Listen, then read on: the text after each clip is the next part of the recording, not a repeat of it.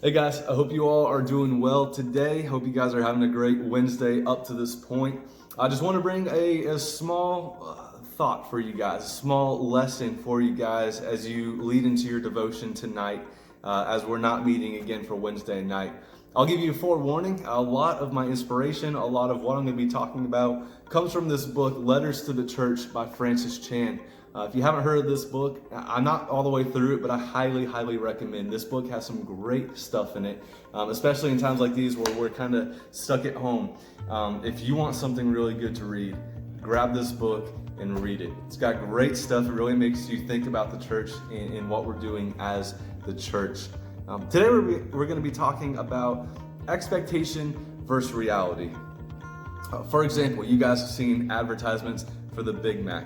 Right, this expectation that the sandwich is gonna look amazing. I mean, from a picture, this thing looks awesome. It's stacked nice and high, the cheese is perfect, the sauce is perfect, the lettuce is just kind of falling off the side.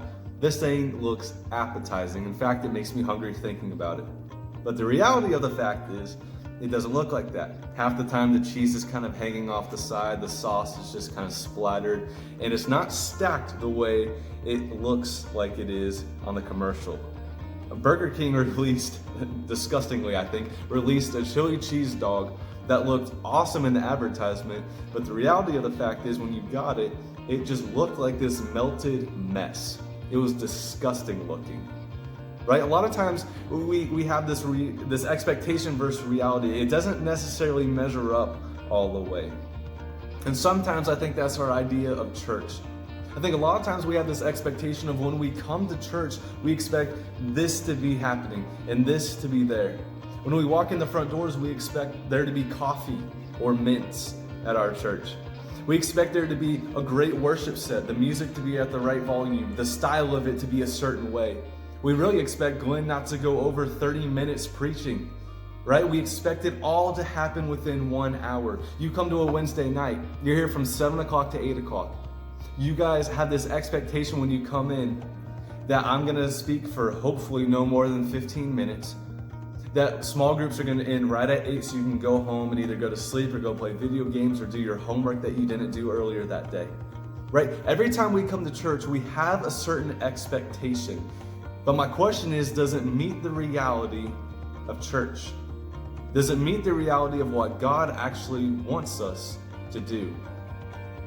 In Mark chapter 7, there's a really interesting story I'm going to read for you guys, and I kind of want to dissect it a little bit, explain it a little bit as we go.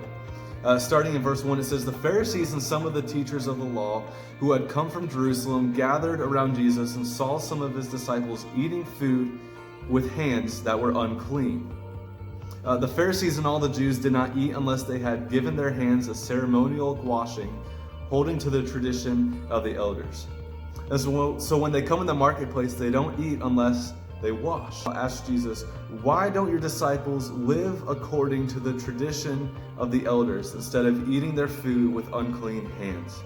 And he replied, "Isaiah was right when he prophesied about you hypocrites.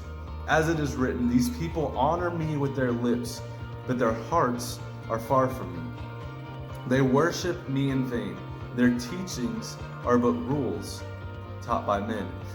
You have let go of the commands of God and are holding on to the traditions of man."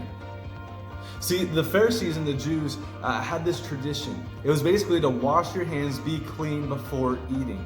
And so they would do that all the time, and they would make sure everyone else around them did that. In fact, it was kind of a sign of disrespect if you didn't wash your hands before eating. And they honestly thought God would be upset if you did not wash your hands before eating. And the truth of the matter is, you don't find that in Scripture. You don't find God commanding people to wash their hands before eating. That's not a command God gave, but it was a tradition they decided to follow. And so what he says in verse 8 is, he said, "You have let go of the commands of God, but are holding on to the traditions of man." And it honestly makes me wonder sometimes, do we let our traditions get in the way of what God is really commanding us to do in the church or as the church? In fact, what God commands He says in John 15:12, he says, love one another as I have loved you. Visit orphans and widows in their affliction, James 1:27. Make disciples of all nations, Matthew 28:19. Bear one another's burdens, Galatians 6:2. See, our expectation a lot of times has to deal with our comfort, right? We want to be comfortable when we walk in. We expect things to be there to make us feel comfortable. A lot of times when we come to church, we get into this church building, we think we want to be served, right? I don't want to have to get out and serve somebody else. I don't want to have to go out of my way, get out of my comfort zone to go serve somebody. And so sometimes our expectations, our desires, step in the way of what God's really commanding. See, God isn't saying stay in your comfort zone. He's saying, no, take care of the needs of other people. Visit these people in their affliction and help them. And I know right now we're not meeting as a body, and so sometimes that's hard for us to be able to go out and do stuff for other people. In fact, we're encouraged kind of not to stay in your homes unless it's absolutely necessary. But I want you to think about something. You guys hold a phone in your hands probably a lot more now than you did a couple weeks ago. Do you realize how many people you can reach on your phone? You can reach tens to hundreds to thousands and more people on your phone. Are you reaching out to those people? Are you talking to them about God? We have Zoom, we have FaceTime, we have all of these different resources. So truly, there's no excuse. Sometimes it takes us out of our comfort zone. We don't like the way we look in front of a camera. Okay, I'm one of those. I hate recording videos because I hate being on camera. Sometimes we just don't like talking to people. We just kind of want to stay away from people. But sometimes our desires and our expectations of what church is supposed to be completely twist the reality of what God commands it to be. So I want to challenge you guys through your devotion. Your devotion this week is going to have so many more questions because I want you guys to research and I really want you guys to reflect on how you view church.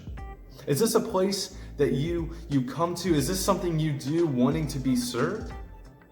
Or are you looking at it in God's scope saying, this is really a good opportunity for me to serve somebody in need?